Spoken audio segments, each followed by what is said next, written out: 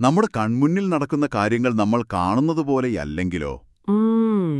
അതൊരു വലിയ ചോദ്യമാണ്. അതെ, ഒറ്റനോട്ടത്തിൽ വലിയൊരു ദുരന്തമാണെന്ന് നമ്മൾ വിശ്വസിക്കുന്നൊരു കാര്യം യഥാർത്ഥത്തിൽ നമുക്ക് ലഭിച്ച ഏറ്റവും വലിയൊരു ഭാഗ്യമാണെങ്കിലോ?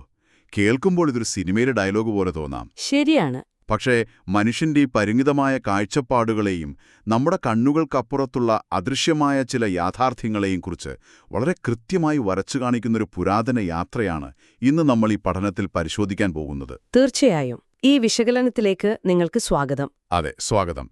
ഇന്ന് നമ്മുടെ മുന്നിലുള്ള സ്രോതസ്സ് ഖുറാനിലെ സൂറ അൽ കഹഫ് എന്ന അധ്യായത്തിലെ 1860 മുതൽ 1882 വരെയുള്ള വരികളാണ്. പ്രധാനമായും മോസസിന്റെ യാത്രയും അവിടെ ഒഴിഞ്ഞിരിക്കുന്ന വലിയ ചില തിരിച്ചറിവുകളുമാണ് ഇതിന്റെ വിഷയം. ശരി, നമുക്കിതൊന്ന് പരിശോധിക്കാം. ഉണ്ടാക്കുന്നതെന്നതാണല്ലേ? നമ്മൾ മനുഷ്യരുടെ ഒരു പൊതുവായ സ്വഭാവം അതാണല്ലോ. നമ്മുടെ തലച്ചോറ് എപ്പോഴും വയറ് ചെയ്തിരിക്കുന്നത് നമ്മുടെ കണ്ണ് കാണുന്ന കാര്യങ്ങളെ മാത്രം അടിസ്ഥാനമാക്കി പെട്ടെന്ന് തീരുമാനങ്ങൾ എടുക്കാനാണ്. അതെ. സൈക്കോളജിയിൽ ഇതിനെ ലിമിറ്റഡ് പെർസ്പെക്റ്റീവ് ബയസ് എന്നൊക്കെ നമുക്ക് വിളിക്കാം.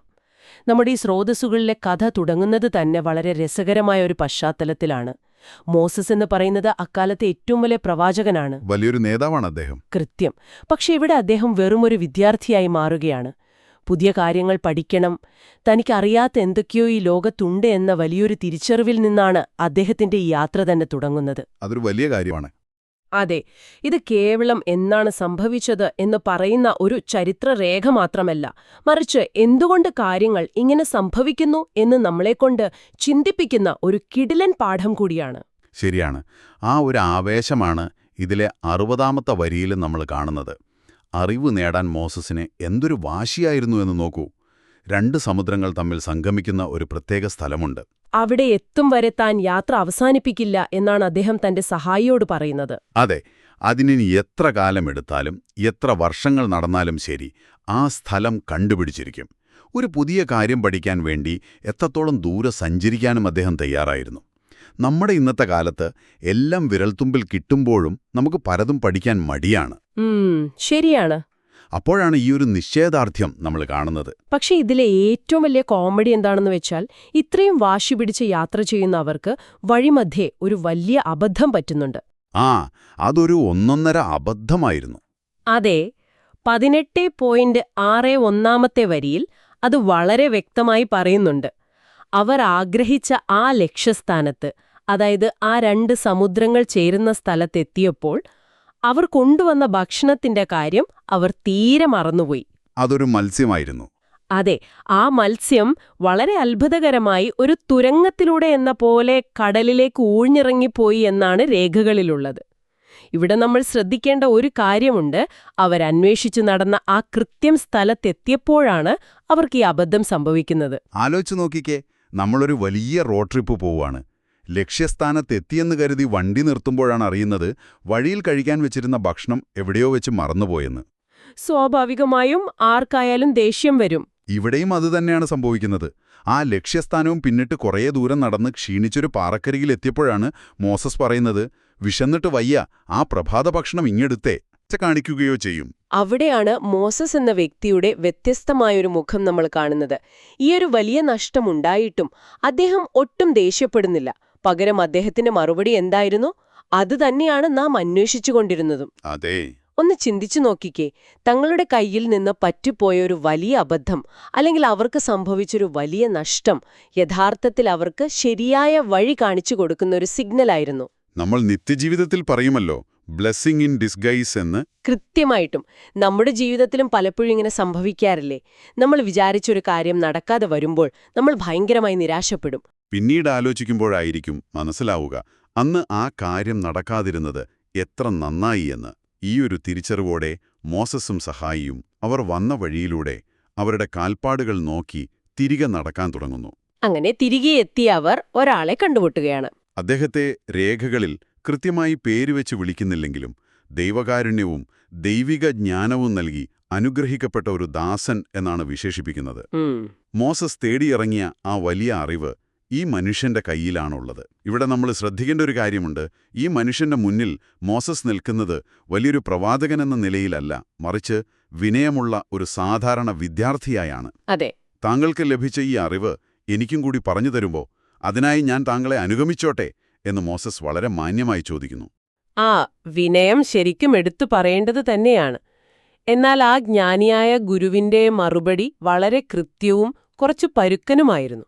അദ്ദേഹം മോസസിന്റെ മുഖത്ത് നോക്കി തീർത്തു പറയുന്നു, നിങ്ങൾക്ക് എന്നോടൊപ്പം ക്ഷമയോടെ നിൽക്കാൻ ഒരിക്കലും കഴിയില്ല. അതൊരു വലിയ സ്റ്റേറ്റ്മെന്റാണ്. അതെ, ഇത് വെറുമൊരു നിരുത്സാഹപ്പെടുത്തലായിരുന്നില്ല. അദ്ദേഹം ചോദിക്കുന്നൊരു മറുചോദ്യമുണ്ട്.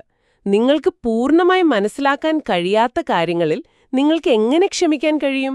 ശരിയാണ്. ഇത് മനുഷ്യന്റെ സൈക്കോളജിയെക്കുറിച്ചുള്ള വളരെ ആഴത്തിലുള്ള ഒരു നിരീക്ഷണമാണ്. നമുക്ക് മനസ്സിലാകാത്ത എന്തെങ്കിലും നമ്മുടെ കൺമുന്നിൽ നടന്നാൽ, നമ്മുടെ യുക്തിക്ക് നിരക്കാത്ത കാര്യങ്ങൾ സംഭവിച്ചാൽ നമ്മൾ ഉടനെ റിയാക്ട് ചെയ്യും. നമ്മൾ വെയിറ്റ് ചെയ്യില്ല. പൂർണ്ണമായ ചിത്രം എന്താണെന്നറിയാൻ നമ്മൾ ഒരിക്കലും കാത്തു നിൽക്കില്ല എന്ന് ഈ ജ്ഞാനിക്ക് വളരെ കൃത്യമായി അറിയാമായിരുന്നു. പക്ഷേ പഠിക്കാൻ ഇറങ്ങിത്തിരിച്ച മോസസ് പെട്ടെന്ന് പിന്മാറാൻ തയ്യാറായിരുന്നില്ല. അദ്ദേഹം വലിയൊരു വാഗ്ദാനം നൽകുന്നുണ്ട്. ദൈവം ഇച്ഛിച്ചാൽ ഞാൻ ക്ഷമയുള്ളവനായിരിക്കും, താങ്കൾ എന്തു ചെയ്താലും ഞാൻ എതിർക്കില്ല എന്ന് മോസസ് പറയുന്നു. അപ്പോൾ ആ ജ്ഞാനി ഒരു കണ്ടീഷൻ വയ്ക്കുന്നു. ശരി, എന്റെ കൂടെ വരാം, പക്ഷേ ഞാൻ എന്തെങ്കിലും ചെയ്യുമ്പോൾ അതിനെക്കുറിച്ച് ഞാൻ സ്വയം വിശദീകരിക്കുന്നതുവരെ എന്നോട് യാതൊരു ചോദ്യങ്ങളും ചോദിക്കാൻ പാടില്ല. അതൊരു കടുത്ത നിബന്ധനയായിരുന്നു. അതെ, ഈയൊരു കർശന നിബന്ധന അംഗീകരിച്ചുകൊണ്ട് അവരാ യാത്ര തുടങ്ങുകയാണ്. ഇവിടെ നിന്നാണ് ഈ സ്രോതസ്സുകളിലെ ഏറ്റവും ത്രില്ലിംഗ് ആയ ഭാഗം തുടങ്ങുന്നത്. ക്ഷമയുടെ അതികഠിനമായ 3 പരീക്ഷണങ്ങൾ. ആദ്യത്തെ സംഭവം തന്നെ ഒരു വലിയ ട്വിസ്റ്റായിരുന്നു. അതെ, അവരെ രണ്ടുപേരും കൂടി ഒരു വള്ളത്തിൽ കയറി യാത്ര ചെയ്യാണ്.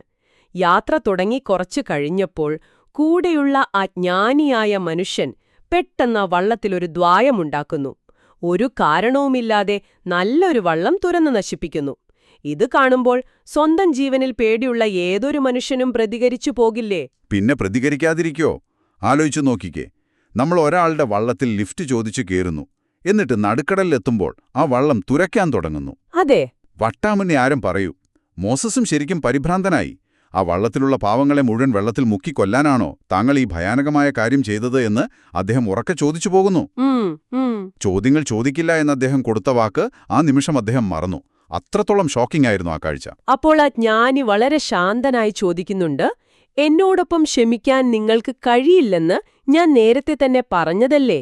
അപ്പോഴാണ് തനിക്ക് പറ്റിയ അമളി മോസസ് തിരിച്ചറിയുന്നത്. അതെ, താൻ വ്യവസ്ഥ മറന്നുപോയതാണെന്നും ഈയൊരു തെറ്റിന്റെ പേരിൽ തന്നോട് കഠിനമായി പെരുമാറരുതെന്നും അദ്ദേഹം അപേക്ഷിക്കുന്നുണ്ട്.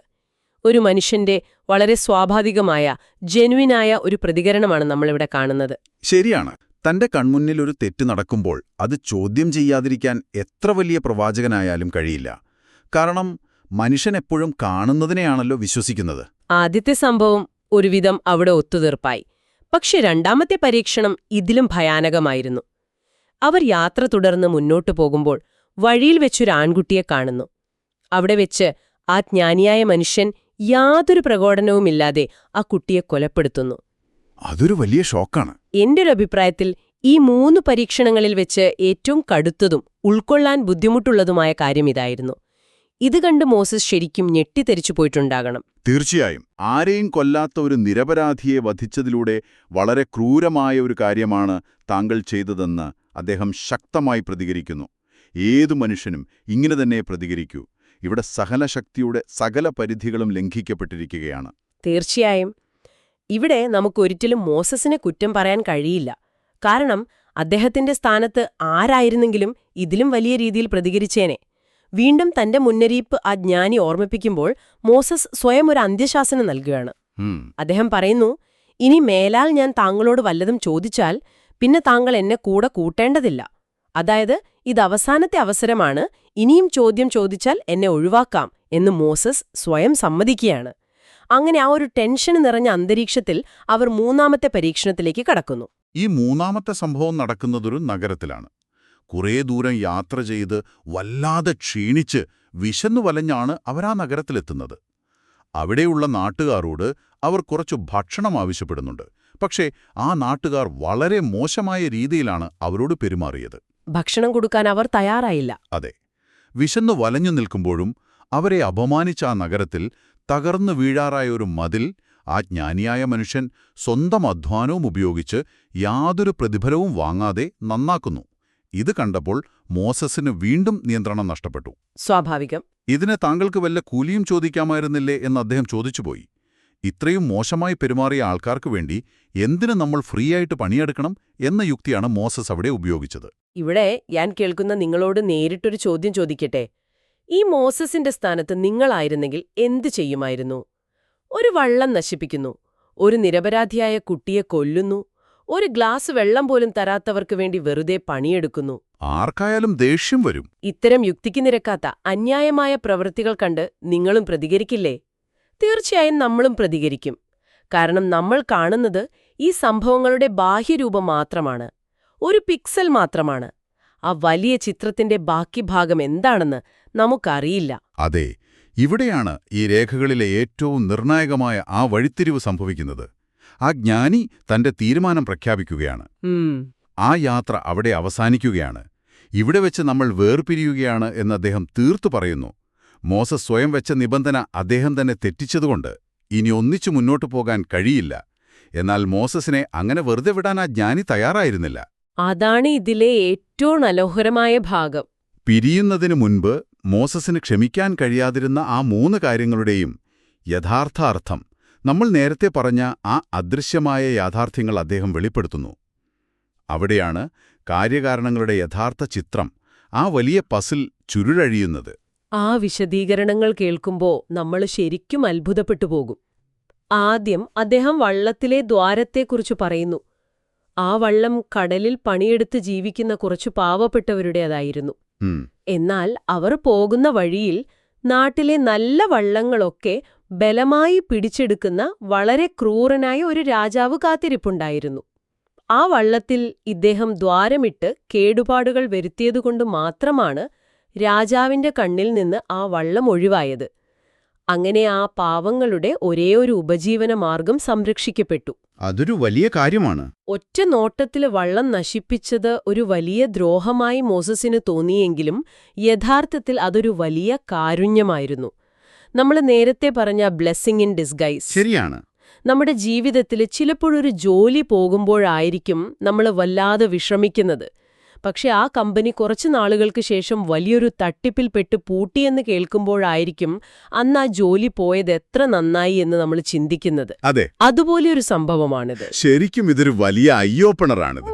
ഇനി രണ്ടാമത്തെ സംഭവം നോക്കാം, അതായത് ആൺകുട്ടിയുടെ മരണം. ഈ യാത്രയിൽ നമ്മളെ ഏറ്റവും കൂടുതൽ ബുദ്ധിമുട്ടിച്ച കാര്യവും ഇതായിരുന്നു. പക്ഷേ അതിന്റെ പിന്നിലെ കാരണം അദ്ദേഹം വ്യക്തമാക്കുന്നത് കേൾക്കുമ്പോൾ നമ്മുടെ കാഴ്ചപ്പാടുകൾ മൊത്തത്തിൽ മാറും. തീർച്ചയായും. ആ കുട്ടിയുടെ മാതാപിതാക്കൾ വളരെ നല്ലവരായ വിശ്വാസികളായിരുന്നു.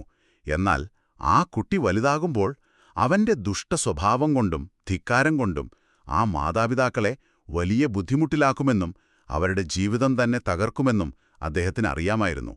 അതുകൊണ്ടവരെ ആ വലിയ ദുരന്തത്തിൽ നിന്ന് രക്ഷിക്കാൻ വേണ്ടിയാണ് അങ്ങനെ ചെയ്തത്. അതെ. മാത്രമല്ല, അവർക്ക് ആ കുട്ടിയേക്കാൾ പരിശുദ്ധനും കൂടുതൽ കരുണയുള്ളവനുമായ മറ്റൊരു കുട്ടിയെ ദൈവം നൽകാൻ വേണ്ടിയായിരുന്നു ആ സംഭവം നടന്നത്. പുറമേ നോക്കുമ്പോൾ ഒരു വലിയ ദുരന്തം, പക്ഷേ അതിനുള്ളിൽ വരാനിരിക്കുന്ന ഇതിലും വലിയൊരു ആപത്തിൽ നിന്നുള്ള സംരക്ഷണമായിരുന്നു ഉണ്ടായിരുന്നത്. മനുഷ്യന്റെ പരിമിതമായ അറിവ് വെച്ച് ഭാവിയെക്കുറിച്ച് വിലയിരുത്തുന്നത് എത്ര മണ്ടത്തരമാണെന്ന് ഇത് കാണിച്ചു തരുന്നു. സത്യത്തിൽ നമ്മുടെ ബുദ്ധിക്ക് പെട്ടെന്ന് ഉൾക്കൊള്ളാൻ കഴിയാത്തത്ര വലിയൊരു ദാർശനിക തലമാണ് അവിടെയുള്ളത്. ഇനി മൂന്നാമത്തെ കാര്യമായ ആ മതിലിന്റെ കാര്യം നോക്കാം. ആ തകർന്നു വീഴാറായ മതില് നഗരത്തിലെ 2 അനാഥരായ കുട്ടികളുടേതായിരുന്നു. അവരുടെ പിതാവ് വളരെ നല്ലൊരു മനുഷ്യനായിരുന്നു എന്ന് രേഖകളിൽ എടുത്തു പറയുന്നുണ്ട്. ആ മതിലിനടിയിൽ ആ കുട്ടികൾക്കുള്ള ഒരു വലിയ നിധി ഒളിഞ്ഞിരിപ്പുണ്ടായിരുന്നു. ഈ മതിൽ തകർന്നു വീണിരുന്നെങ്കിൽ ഒരു നേരം ഭക്ഷണം പോലും കൊടുക്കാൻ മനസ്സില്ലാത്ത ആ ദുഷ്ടരായ നാട്ടുകാർ ആ നിധി മുഴുവൻ അപഹരിക്കുമായിരുന്നു. ശരിയാണ്. ആ കുട്ടികൾ പ്രായപൂർത്തിയാകുമ്പോൾ അവർക്ക് തന്നെ ആ നിധി ലഭിക്കാൻ വേണ്ടിയാണ് യാതൊരു പ്രതിഫലവുമില്ലാതെ അദ്ദേഹം ആ മതിൽ സംരക്ഷിച്ചു നിർത്തിയത്. നാട്ടുകാർ മോശക്കാരായിരുന്നുവെങ്കിലും ആ നല്ലവനായ പിതാവിന്റെ മക്കളുടെ അവകാശം സംരക്ഷിക്കപ്പെടുക എന്നതായിരുന്നു അവിടെ നടന്ന പ്രധാന കാര്യം. ഈ 3 വിശദീകരണങ്ങൾക്കും ശേഷം ആ ജ്ഞാനിയായ മനുഷ്യൻ പറയുന്നൊരു വാചകമുണ്ട്. എന്റെ ഒരു അഭിപ്രായത്തിൽ അതാണ് ഈ മുഴുവൻ രേഖകളുടെയും ഹൈലൈറ്റ്. അദ്ദേഹം പറയുന്നു, ഇതൊന്നും ഞാൻ എൻ്റെ സ്വന്തം ഇഷ്ടപ്രകാരം ചെയ്തതല്ല. ഈ ഒരൊറ്റ വാചകത്തിൽ എല്ലാത്തിനുമുള്ള ഉത്തരമുണ്ട്. ഇതിലെല്ലാം ഉള്ളത് ദൈവത്തിൻ്റെ കൃത്യമായ പദ്ധതികളാണെന്നും നമ്മൾ കാണുന്ന ഈ ബാഹ്യമായ കാഴ്ചകൾക്കപ്പുറം എത്രത്തോളം കൃത്യമായൊരു ഡിസൈനാണ് ഓരോ സംഭവത്തിന് പിന്നിലുമുള്ളതെന്നും ഇത് നമ്മെ ഓർമ്മിപ്പിക്കുന്നു. അതെ. നമ്മൾ കാണുന്ന ഒരു ചെറിയ പിക്സലിനപ്പുറം പൂർണ്ണമായ വലിയൊരു ചിത്രം മറ്റൊരിടത്തുണ്ട് എന്ന വലിയ സത്യം മോസസ് അവിടെ മനസ്സിലാക്കുകയാണ്. അതെ, മനുഷ്യന്റെ യുക്തി എത്രത്തോളം പരിമിതമാണെന്ന് ഇത് വളരെ വ്യക്തമായി കാണിച്ചു തരുന്നു. മോസസിനെ പോലുള്ള അത്രയും വലിയൊരു നേതാവിന്, അത്രയും വിവരമുള്ളൊരു പ്രവാചകന് പോലും കാര്യങ്ങളുടെ പൂർണ്ണരൂപം മനസ്സിലാക്കാൻ ഒരു വഴികാട്ടിയുടെ ആവശ്യകതയുണ്ടായെങ്കിൽ സാധാരണക്കാരായ നമ്മളൊക്കെ എവിടെ നിൽക്കുന്നു എന്ന് നമ്മൾ ചിന്തിക്കേണ്ടേ? ശരിക്കും നമ്മൾ ചിന്തിക്കേണ്ട കാര്യമാണത്. പലപ്പോഴും നമ്മൾ നമ്മളെ തന്നെ വലിയ ബുദ്ധിമാന്മാരായി കണക്കാക്കാറുണ്ട്. നമുക്കെല്ലാം അറിയാമെന്ന ആ തോന്നലിൽ നിന്നാണ് മറ്റുള്ളവരെ പെട്ടെന്ന് ജഡ്ജ് ചെയ്യാനുള്ള പ്രവണത നമ്മളിൽ ഉണ്ടാകുന്നത്. ഓരോ സംഭവത്തിനും നമ്മൾ കാണുന്ന ഒരു ഉപരിതലവും നമ്മൾ കാണാത്ത അതിനടിയിൽ മറഞ്ഞിരിക്കുന്ന മറ്റൊരു യാഥാർത്ഥ്യവുമുണ്ടെന്ന് മനസ്സിലാക്കുന്നത് നമ്മുടെ ജീവിതത്തെ കൂടുതൽ ശാന്തമാക്കാൻ സഹായിക്കും. തീർച്ചയായും. അനാവശ്യമായ മുൻവിധികളിൽ നിന്ന്, പെട്ടെന്നുള്ള റിയാക്ഷനുകളിൽ നിന്ന് മാറി നിൽക്കാൻ ഇതൊരു വലിയ പാഠമാണ്. അതെ, ഈ വിശകലനത്തിന്റെ അവസാന ഭാഗത്ത് നിൽക്കുമ്പോൾ ഈ സ്രോതസ്സുകളിലെ വിവരങ്ങളെ പൂർണ്ണമായും അടിസ്ഥാനമാക്കി കേൾക്കുന്ന നിങ്ങളോട് ഞാനൊരു കാര്യം ചോദിക്കാൻ ആഗ്രഹിക്കുകയാണ്. നമ്മളെപ്പോഴും നമ്മുടെ ആ ലിമിറ്റഡ് പെർസ്പെക്റ്റീവ് കാരണം നമ്മുടെ കൺമുന്നിൽ കാണുന്ന കാര്യങ്ങളെ മാത്രം അടിസ്ഥാനമാക്കി പെട്ടെന്ന് വിധി പറയുന്നവരാണല്ലോ. അങ്ങനെയാണെങ്കിൽ ഒന്ന് ആലോചിച്ച് നോക്കിക്കേ, നമ്മുടെ ജീവിതത്തിൽ ഇന്ന് നമ്മൾ അനുഭവിക്കുന്ന വലിയൊരു ശതമാനം ഉത്കണ്ഠകളും വിഷമങ്ങളും പരാതികളുമെല്ലാം ഈ കഥയുടെ ബാക്കി ഭാഗം എന്താണെന്ന് അറിയാത്തതുകൊണ്ട് മാത്രമുണ്ടാകുന്നതല്ലേ?